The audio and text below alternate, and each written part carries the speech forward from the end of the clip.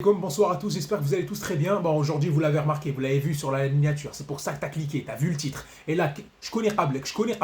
Un pull vert, j'ai pas encore le maillot officiel 2 étoiles, parce que si j'avais mis le maillot vintage, on m'avait mis une sauce la dernière fois dans les commentaires, mais bref.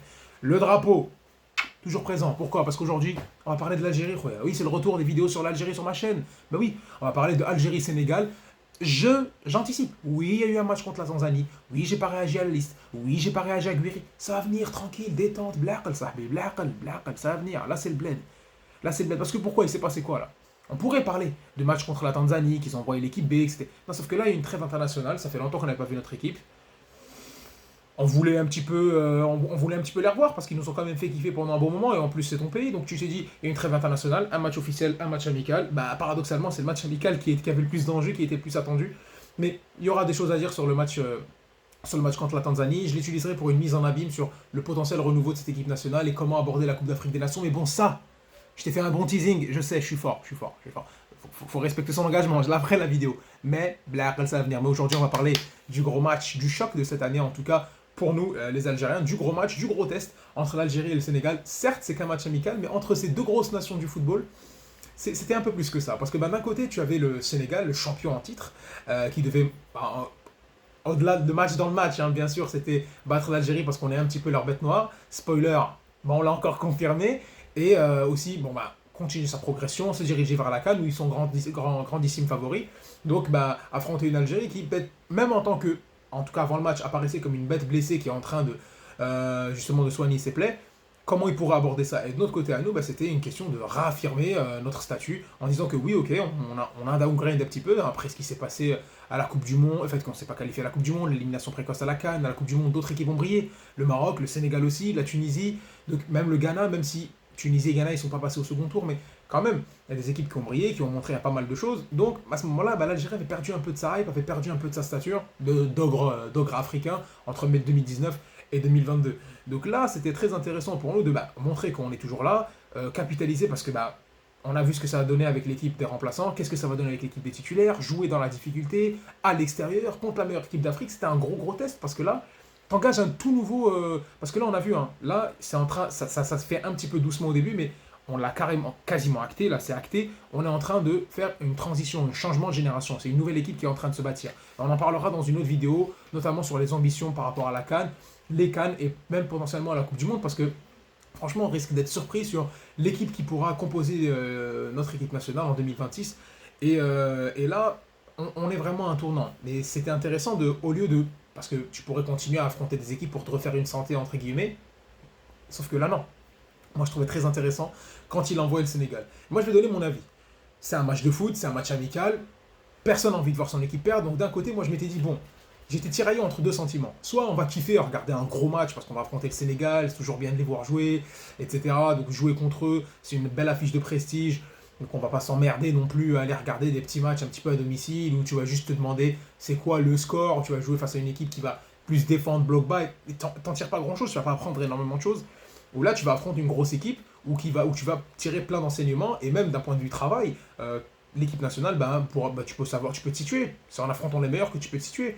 Et c'est intéressant parce que le Sénégal, en affrontant de jouer contre eux, en acceptant d'affronter l'Algérie, justement, te montre qu'il y a encore ce respect-là pour l'équipe nationale. Bien sûr, Blaqal, ne mettez pas une sauce, bien sûr qu'on a encore le standing Tana, mais il a un petit peu baissé parce que, mine de rien, même s'il n'y a pas eu énormément de défaites, parce que pourquoi tu fais ta canne ratée, après tu perds contre le Sénégal que le match retour, et encore c'est sur la dernière seconde, et tu perds plus vraiment, si ce n'est un match en Suède où les gens ils savent même pas ce qui s'est passé, tu vois. Donc tu perds plus vraiment.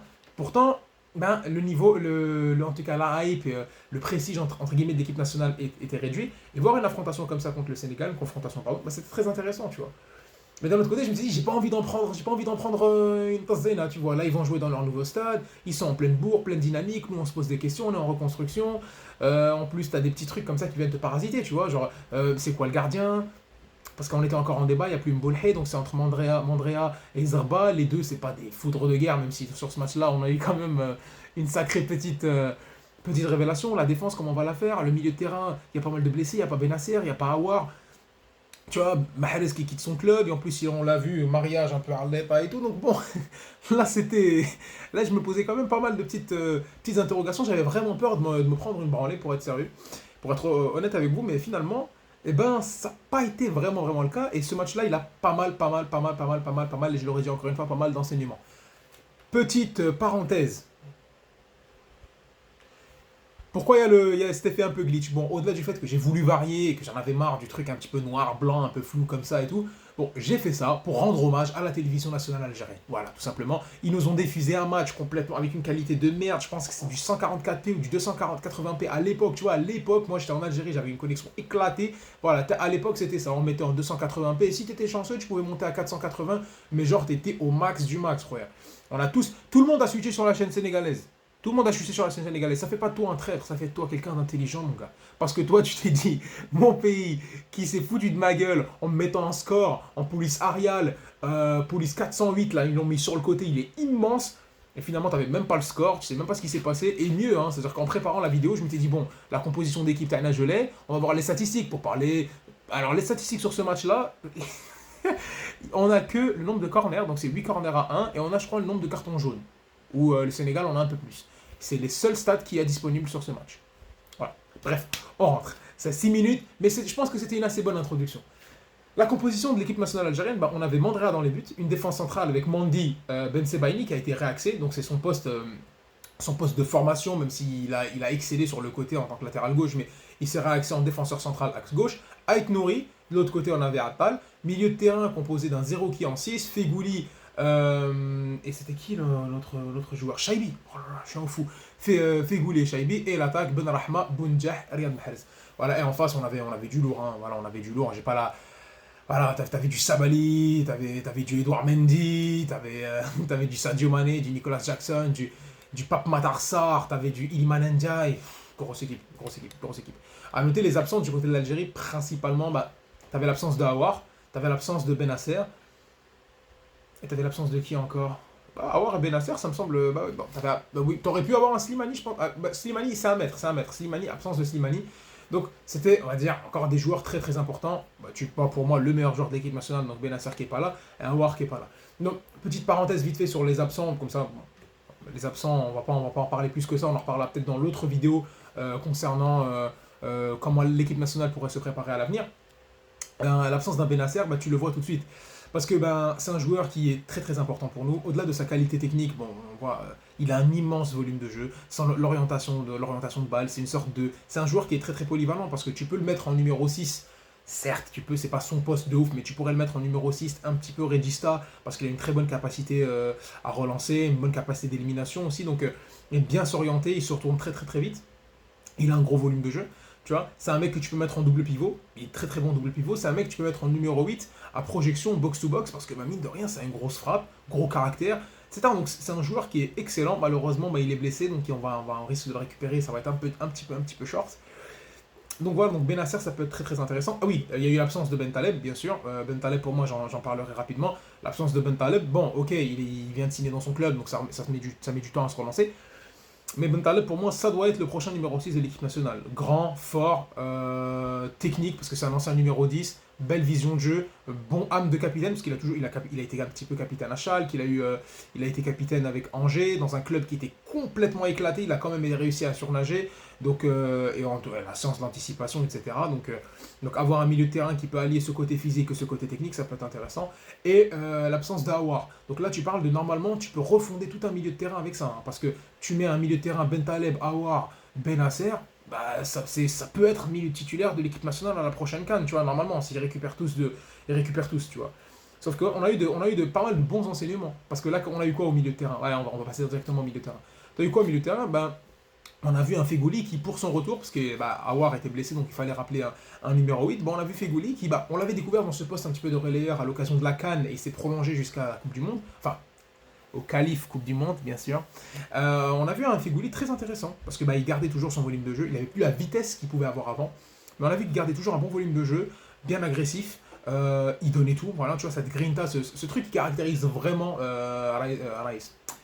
Sofiane Fegouli, c'est ce côté un petit peu, bah, comment dire, bah, les hommes, quoi. C'est-à-dire qu'il va, il se bat, il se donne, et il l'a dit même lui à la fin, 5 minutes ou 90 minutes, moi je donnerai à fond pour l'équipe nationale, et on l'a vu.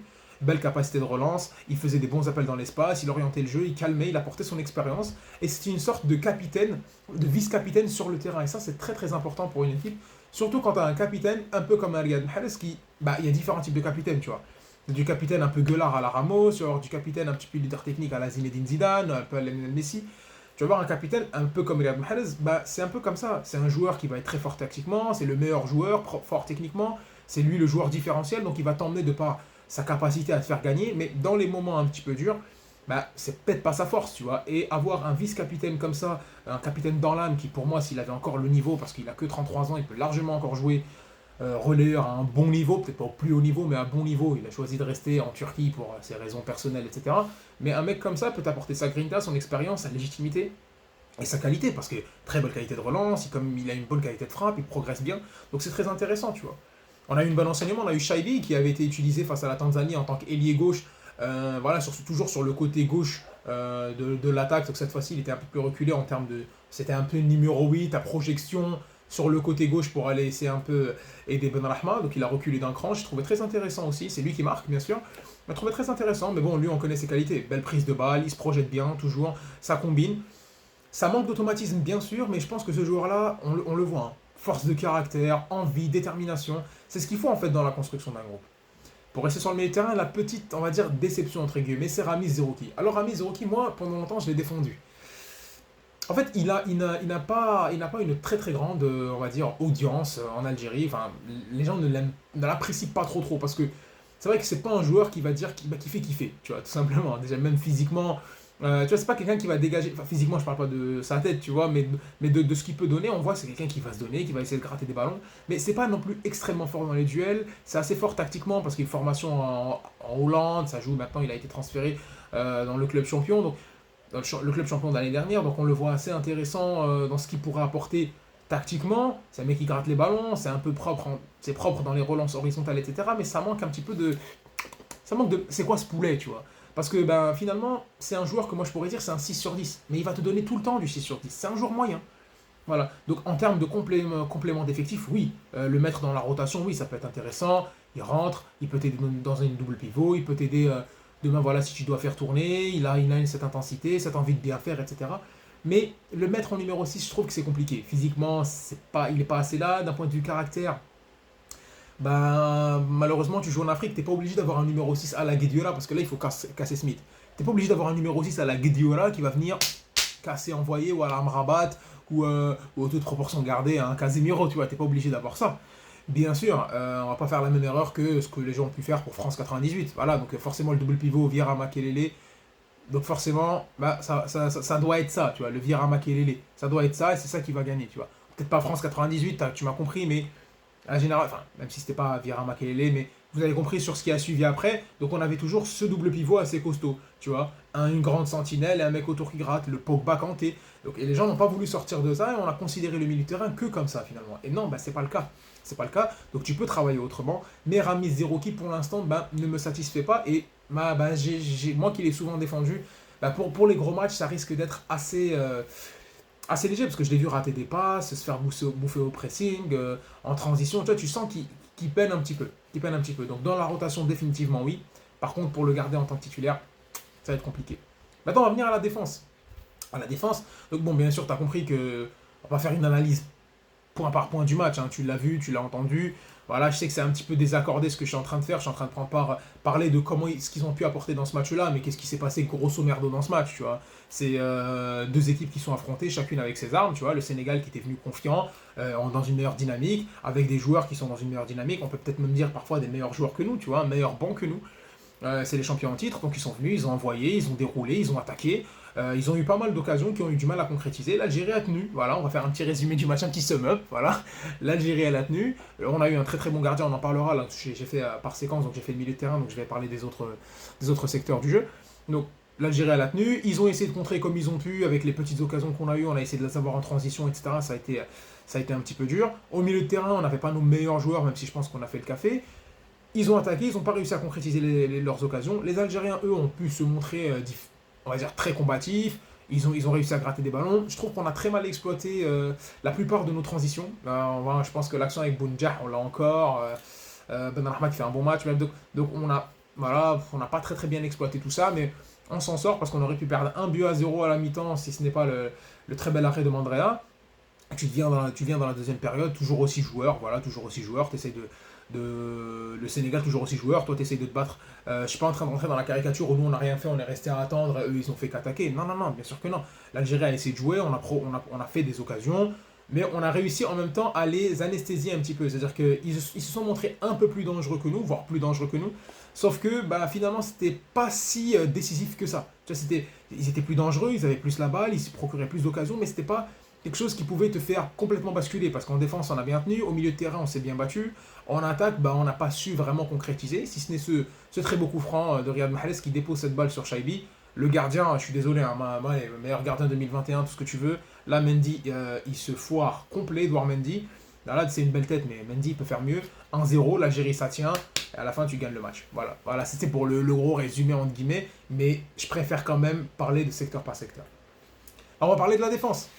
La défense, c'était ce qui m'inquiétait le plus. Parce que, bon, historiquement, on a toujours eu une bonne attaque. On marquait toujours beaucoup de buts. Un milieu de terrain correct. La défense, bah, on a eu une bonne défense à partir de 2019, tu vois, où on a été un petit peu serein avec ce duo, tu peux dire, enfin, ces 5 de derrière, hein, avec Rapal qui pouvait monter, apporter vraiment quelque chose, et avec son dynamisme rester derrière, un Mandi, un Belhamri et un Ben Sebaini avec un bon goal.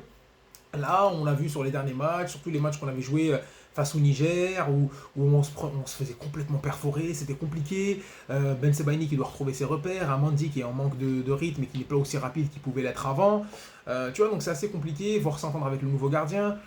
Mais il y a quand même pas mal de satisfaction dans cette défense-là, parce que je les ai vus très combatifs. Tu vois, un Aïssa Mandi, même si je trouve que ce n'est plus le titulaire indiscutable qu'il pouvait être à l'époque, mais je le trouve assez combatif. Pourquoi pas voir avec Tougaï, tu vois. Ou Touba, s'il revient, s'il est fort, même si bon, Touba, là, il est gaucher, avec un Ben Sebaini double gaucher, ça va être compliqué. Mais on a vu un Ben Sebaini qui s'est réaxé dans son poste de formation très intéressant. Moi, j'ai trouvé vraiment bonhomme. C'est lui le leader de la défense. C'est le genou à l'époque, mais il était le genou maintenant, mais c'est lui le leader de la défense. Tu le vois, capitaine dans l'âme, grand de taille, rapide, bien orienté. Il sait orienter le jeu dès le début. Tu sais, quand je dis orienter le jeu, c'est qu'il arrive à se retourner et relancer très rapidement. Belle patte gauche. Donc c'est très intéressant. Moi, j'ai bien aimé Ben Sebaini. En tant que latéral droit, bon, Attal, il a été très très bon. Il a été très très bon offensivement. Ça a été pas évident, donc tu peux sortir ce que tu veux en termes de pelouse ou ce que tu veux, mais offensivement l'Algérie a un petit peu de mal, du coup il peut pas être aussi brillant qu'il pouvait l'être avant. En même temps lui il revient, il n'a pas les cannes qu'il avait avant, maintenant Attal c'est dans les 28 ans, je crois qu'il a 28 ans, donc bon, là c'est Attal, encore une fois on est dans le FC Inch'Allah, donc on espère qu'il récupère vraiment, qu'il prenne du temps de jeu avec Farioli à Nice, qu'il reprenne le niveau qu'il pouvait avoir. C'est l'explosivité qu'il avait avant, peut-être il en a un peu moins, mais il a quand même pas mal de gaz. Et hier, on peut le dire, il a mis, comme on dit, Sadio Mane, tes poches. Voilà, tes poches. Voilà, il l'a mis, il l'a pocket, comme on dirait maintenant sur Twitter. Sur X, pardon. Il l'a pocket. Tout simplement, Sadio Mane a manqué un petit peu. Oh là là. Les aléas du direct. Sadio Mané un petit peu, voilà, ça c'est les doigts de mes frères sénégalais, tu parles pas de Sadio Mané, je suis désolé les gars, moi c'est le concept de mes vidéos, c'est un one shot sur plusieurs minutes, vous m'excusez, c'est que de l'authentique ici, moi je vous mens pas tu vois, donc il a contrôlé assez fortement avec beaucoup d'autorité Sadio Mané, voilà, comme ça personne ne m'en veut. Donc ça a été intéressant, et de l'autre côté on a vu un Ait Nouri que j'ai beaucoup aimé, et Ait Nouri on dirait pas du tout qu'il en est à son 4e ou 5e match avec l'équipe nationale, tu vois. Très très bon. Déjà dès son premier match on avait vu qu'il s'était très bien implémenté, il attaquait beaucoup d'activités, mais il manquait un petit peu de temps de jeu avec son équipe, où Lopetegui ne le faisait pas jouer, etc. Là il commence à récupérer du temps de jeu, il commence à récupérer de la forme, et on le voit. Moi j'ai vu tourner beaucoup ça sur Twitter, on dirait vraiment un joueur de l'année 82 avec la barbe, avec les cheveux, etc. Mais Ryan Ait Nouri, il est en train de confirmer petit à petit le potentiel qu'on pouvait placer sur lui à l'époque quand il était à Angers. Ça a un petit peu coulé quand il est parti aux Wolves, parce que c'est assez compliqué de s'installer en première ligue, jouer dans une défense à 4, alors que lui, moi je le voyais, de toute façon à l'époque, moi je suis la Ligue 1, donc moi ce que je le voyais à l'époque c'est plus dans un 3-5-2, un système de piston, parce qu'il est bon techniquement, il a du volume de jeu, et tu peux dire il pouvait faire un petit peu la transition sur tout le couloir. Là, dans une défense à 4, il a été très bon. Aidé aussi par un Ben Sebaini qui a l'habitude de couvrir un peu plus de zones qu'un défenseur central, vu que lui il est défenseur central axe gauche et il joue d'habitude latéral gauche, donc se balader un petit peu. Donc en étant intelligent, en mettant un bon numéro 6 qui sait se placer dans les bons espaces, tu pourrais te permettre d'avoir un Ait Nouri qui monte avec un Attal, et avoir le numéro 6, à voir qui on va mettre, que ce soit Ramiz ou quelqu'un d'autre, enfin peut-être pas Ramiz, mais un Ben Taleb ou quoi, se replacer légèrement avec un Ben Sebaini qui décale un petit peu et jouer un petit peu avec le positionnement pour tout simplement lui permettre de monter et briller un petit peu parce que j'ai trouvé très intéressant. Défensivement, il a été bon. D'un point de vue de caractère, il a été bon. Il n'a pas lâché. Il s'est un peu énervé. Offensivement, il a apporté ce qu'il a pu apporter. C'était pas évident, mais moi, j'ai beaucoup aimé. Donc, la défense, la petite satisfaction parce que le Sénégal a été dangereux. Le Sénégal a eu de bonnes actions. Mais mine de rien, je trouve que pour une défense qui est encore expérimentale, parce qu'ils ne s'en vantent pas encore tous les quatre, voilà, tu vois, mine de rien, tu te dis c'est des joueurs qui étaient en équipe nationale, mais tu me diras, oui, il y a qu'Aït Nouri de nouveau. Ça, oui. Mais d'un côté, t'as quoi? T'as Aït Nouri qui est dans un nouveau poste, un Ben Sebaini qui est dans un nouveau poste, un Atal qui récupère de la forme, Mendy qui doit s'adapter, et surtout, transition toute faite avec le gardien de but. Là, je dis qu'on avait des actions dangereuses, on a subi des actions, c'était dangereuse, on a été solide, toujours dans le combat, etc. Parce que c'est surtout autour de ça que le match tourne, tu vois. C'est pour ça qu'on parle beaucoup de la défense. Et quand on parle d'un Fegouli ou qu'on parle d'un Shaibi, c'est dans ce qu'ils ont pu montrer d'un point de vue de caractère. Mais aussi, ça, c'est possible parce que le gardien de but a été présent. Donc, transition toute trouvée. Mandrea, il y avait beaucoup de débats sur qui on va mettre en gardien de but. Voilà, qui on va mettre en tant que gardien de but. Est-ce que après Mboulhe, là, il retourne en Algérie. Donc, bon, même si c'est sympa, on va l'avoir à l'œil parce qu'il est près de l'œil. Pardon, on va pas l'avoir à l'œil. T'as compris, on va l'avoir juste là, on va le voir. Tu vois, il est au CR Belouizdad, club champion. Donc, voilà, il y a des ambitions maintenant dans le championnat national en rapatriant des anciens joueurs. Donc, on va voir ce que ça peut donner. Sauf qu'à ce moment-là, Mboulhe, il n'est pas éternel, il a 38 ans, il joue plus dans les plus gros clubs. Donc bon, tu me diras qu'en sélection, c'est peut-être pas le plus important de jouer dans les plus gros clubs, etc. Mais quand même, avoir un minimum de compétitivité, ça peut être intéressant. Là, il fallait acter un nouveau cycle. Et à ce moment-là, il y avait pas beaucoup de gardiens, on va pas se mentir. Tu vois, moi j'ai entendu parler du jeune Samit Lemsani. La réserve de Chelsea, je sais pas où il va se perdre maintenant. Je sais pas quel club de division inférieure. Donc ça se battait entre un Oukidja qui prend sa retraite, même si je pense que bon, Doura qui prend sa retraite aussi. Donc à ce moment-là, ça se jouait entre Zarba et Anthony Mandrea. Et à ce moment-là, moi j'ai toujours eu ma petite préférence pour Mandrea, bien sûr. Au-delà du fait qu'il joue en Ligue 1, qu'il joue en Ligue 2, mais qu'il joue en France, etc. Et que moi j'ai un petit attrait particulier. Tu vois, tu dis, mais Mamaken il joue à l'étranger, c'est pas que ça. Moi je trouvais un peu plus rassurant. Moi je trouvais un peu plus rassurant, peut-être un peu plus apte à s'entendre avec les joueurs qui y a en face de lui qui jouent dans les clubs européens, peut-être avec cette nouvelle mentalité. Zarba, lui, je pense qu'il pourrait faire un très bon numéro 2 parce que caractère, lui aussi, il peut apporter. Ça peut être un très bon numéro 2 et c'est pas insultant d'être un numéro 2 en équipe nationale, tu vois. Mais pour reparler sur Mandrea, il a été très bon, il fait 7 arrêts, c'est clairement l'homme du match, il maintient l'Algérie à flot. Comme je dis tout à l'heure dans le mini débrief, t'as failli te faire sauter à un moment donné sur la frappe d'un Sénégalais, j'ai oublié son nom. Je crois que c'est Diallo. Lui, il arrive à très bien s'interposer. Donc, tu rentres à la mi-temps 1-0 et tu dis bon, on s'est pris des assauts. Ils ont été quand même costauds en face. On a réussi à tenir. Ils ont été costauds. Ils ont envoyé. Mais on a un gardien qui nous a permis, entre guillemets, d'entériner cette confiance. De dire que on n'est pas venu ici que pour jouer. En même temps, le goal, il nous soutient. Mais attends, on va y aller. C'est ce qui nous a permis d'y croire. Parce que ça part de lui. Tu gagnes pas une bonne compétition sans avoir un bon gardien, sans avoir une bonne défense, surtout dans une équipe comme ça. Tu peux pas compter uniquement sur ton attaque, parce que les circuits d'attaque, tu les travailles différemment, et on l'a vu, on a des countless examples, tu vois. T'en as plein. Ce que tu as pu voir avec le Maroc, ce que tu peux voir avec l'Argentine. Donc, il faut avoir une bonne base défensive, avoir un bon gardien, parce que ça donne une confiance. Dans ces matchs comme ça, c'est des matchs coup près, t'as pas beaucoup de chance, t'as pas beaucoup de temps pour travailler. Donc, quand t'as un gardien qui est décisif, parce qu'il faut pas être juste bon, il faut être décisif. Faut être décisif. Quand tu as un gardien qui est décisif, ça fait tout de suite le café. Et Anthony Mandrea, c'est ce qu'il a fait. Et je pense que là, il vient de s'installer définitivement comme gardien titulaire de l'équipe nationale. Voilà, clairement. Maintenant, on va passer à la dernière partie de l'analyse de ce match-là, de notre attaque à nous. Donc, dans l'attaque, alors c'était une attaque Mahrez, Bounjah, Benrahma. Bon, je pense que en termes de mettre la grosse équipe, on ne pouvait pas faire mieux que ces trois-là.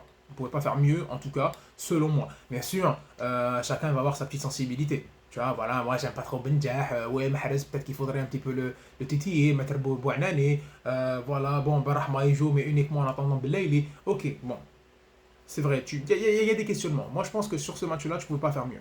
Pas faire mieux. Benrahma, c'était un match capital pour lui. C'était un match capital pour lui parce que je pense que ça faisait office un petit peu de dernière chance.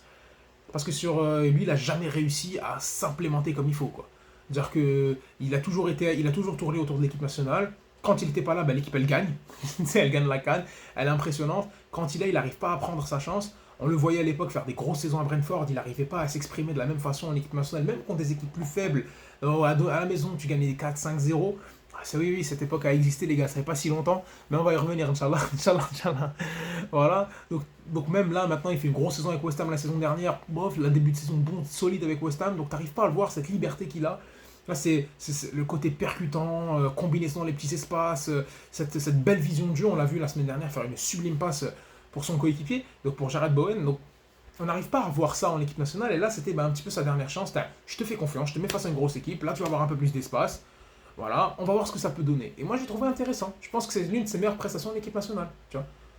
Il avait de bonnes prises de balles, grosse activité, il s'est battu, il ne s'est pas caché, il stressait pas trop. Je trouve qu'il a essayé de bien combiner. Voilà, bien sûr, il y a des choses qui manquent. Peut-être être un ailier, peut-être qu'on a un peu plus besoin de lui, qui va de la ligne, coller un peu la ligne, repartir, vu que maintenant tu as un Shaibi sur le côté avec qui tu peux combiner. Rodwa et le Kaniji Awar, ça peut être intéressant parce qu'Awar aussi, c'est un milieu numéro 8 qui est formé en 10 mais qui joue beaucoup sur l'aile gauche parce qu'il a beaucoup joué sur l'aile gauche à l'époque à Lyon. Donc ça peut être assez intéressant. Donc moi j'ai beaucoup aimé Ben Rahma. Riyad Mahrez aussi, c'était intéressant de revoir parce que voir ce que ça va donner après une saison faste avec Manchester City où il joue pas tous les derniers matchs mais il est présent sur les 60% des matchs de l'équipe. Il fait le triplé, il va en Arabie Saoudite maintenant, il est confort d'un point de vue salaire. Bien sûr, il est confort d'un point de vue salaire, on va voir ce que ça va donner. Donc on a vu un Mahrez, voilà, c'est juste techniquement, comme d'habitude, un Mahrez correct, sans plus. Moi, je ne l'ai pas trouvé transcendant. Il a été bon, au-delà de sa passe décisive. Moi, je l'ai bien aimé. Mais sans plus, quoi. C'est pas le duel de stars qu'on pouvait avoir en 2019 entre un Riyad Mahrez et un Sadio Mané, ou que tu aurais pu avoir en 2020 ou en 2021.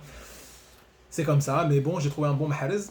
Et un Bardad Bounjah, on va parler du cas de Bardad maintenant. Bardad Bounjah. Bardad Bounjah, jusqu'à maintenant, pour moi, je considère que c'est une solution crédible et intéressante pour nous en numéro 9.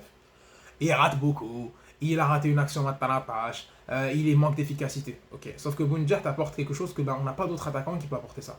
Tu vois. Parce que il t'apporte beaucoup de volume de jeu. Il t'apporte la grinta, il t'apporte de l'envie. Il n'est pas si dégueulasse techniquement, je pense qu'il a un problème mental en fait. Mentalement, il s'excite beaucoup trop, il se donne tellement qu'il arrive à faire. Il manque de lucidité quand il arrive dans ses actions. Tu vois, il rate beaucoup d'actions parce qu'il manque de lucidité à force de beaucoup trop se donner, beaucoup trop être dans le combat.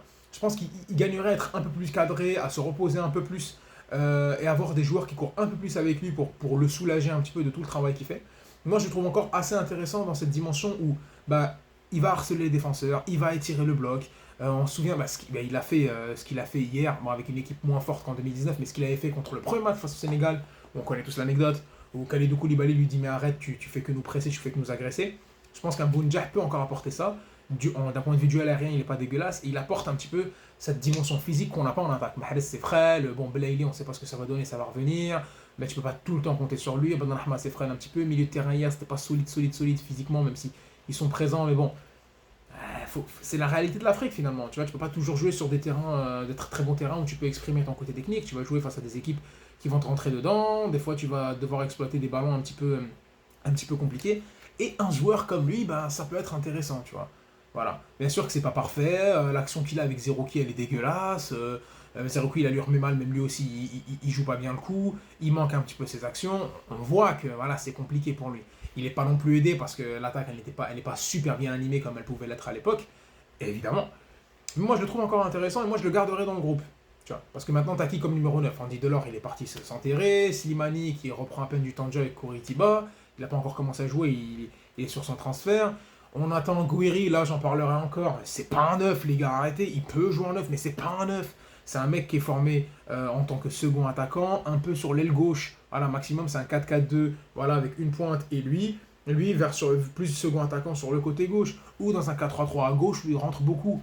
Voilà, un peu comme il fait un Rennes. Et encore, tu vois. Donc c'est pas un 9. Donc à voir, tu vois, à voir. Gouiri, il faut se calmer les gars, parce que, ok, c'est bon techniquement, ok, je suis d'accord, très très belle compile sur YouTube, belle stat, 15 buts l'année dernière en Ligue 1, ok, pas de problème, sauf que Gouiri, bon, on en parlera, mais Gouiri, tu sais pas dans quelle situation, dans quel état d'esprit il va arriver, tu sais pas dans ce qu'il pourra t'apporter techniquement, est-ce que physiquement il voudra aller se donner. Il y a pas mal de trucs que tu sais pas en fait sur lui. Donc est-ce qu'il va être suffisamment costaud pour jouer? Si on avait que des bons terrains et qu'on avait du temps pour travailler, bien sûr. C'est un joueur qui comprend très bien le jeu, fort tactiquement, fort techniquement. Il peut prendre les espaces, combiner avec un Ben Rahma.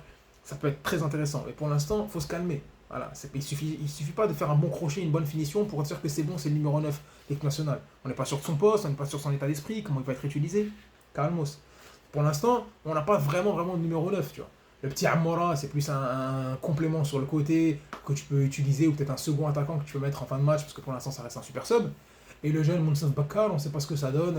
Il est encore aux États-Unis. J'espère qu'il continuera ses performances et qu'il sera convoqué, parce que moi, ce que je vois, ce qu'il fait en MLS, même si c'est peut-être pas la meilleure ligue d'un point de vue défensif, bah ça peut le faire, tu vois. Moi je miserais peut-être une petite pièce sur lui. Une demi-heure. Nesfsa. Voilà ce qu'il fallait, ce que j'ai dit sur l'équipe nationale. J'espère que vous avez aimé. Big analyse, grosse analyse sur l'équipe nationale d'Algérie qui a affronté ce Sénégal. J'espère que vous avez apprécié la petite vidéo, un petit peu tour sur l'équipe nationale. Il y aura une vidéo, bien sûr, on parlera de Belmadé, bien sûr, on parlera du match face à la Tanzanie et comment ça pourra être de bon augure pour la suite. J'espère que vous avez apprécié cette vidéo, cette longue vidéo que j'ai faite pour vous. L'Algérie a prouvé que c'est une équipe maintenant qui peut affronter les plus gros, qui est encore dans le game. Maintenant, je pense que ça fait du bien au moral. On a beaucoup entendu le mot fierté, le mot grinta. Bien sûr, on n'a pas gagné la CAN, c'est juste le Sénégal. C'est pas le Bénin qui vient taper le Sénégal ou la Guinée qui tape le Sénégal, tu vois. Tu les bats chez eux, tu prouves que tu es encore leur bête noire, tu prouves que tu es encore une équipe dangereuse. Là, tu gagnes du crédit, mais il faut concrétiser. Et tu as des matchs qui arrivent maintenant en octobre, plus la préparation de janvier. Et là, maintenant, solide, et tu montres que tu peux affronter les plus grosses équipes, que tu es encore là. Et ça fait du bien au mental, parce que maintenant, c'est un accélérateur d'adaptation. Voilà, tout simplement. Et Belmadi, je trouve que là, il s'est racheté pas mal de crédit. Il a été pas mal critiqué, on entendait plus parler sur la polémique que sur le foot en lui-même. Mais là, maintenant, en alignant cette équipe, je pense que c'est un bon plan, ça a bien marché. On va voir sur la continuité. J'espère qu'il continuera à se réinventer et à peut-être un petit peu se détacher du personnage qu'il aurait pu avoir ces derniers temps, parce que c'était un peu compliqué. Et il faut dire la vérité, les médiateurs mais bon, ça ne présage que du bon. J'espère que vous avez apprécié cette vidéo. Sinon, vous avez apprécié quand même. Il y a vraiment rien que t'apprécies pas. Je t'ai fait 33 minutes de vidéo, frérot. T'es obligé de kiffer. Donc je te demande de liker, de commenter, de t'abonner, me suivre sur Twitter, me suivre sur Instagram, me dire ce que tu penses, venir me parler sur les réseaux sociaux, venir débattre avec moi si tu penses que j'ai des raisons, ce qui est très probable, tu vois. Tu peux venir me le dire. Si je trouve que je dis absolument de la merde, ce qui n'est pas probable, tu as le droit de venir me le dire. Non, je rigole, mais on pourra en discuter. Voilà, marhaba bekoum, wa tahiyya al Jazair, on se voit très vite.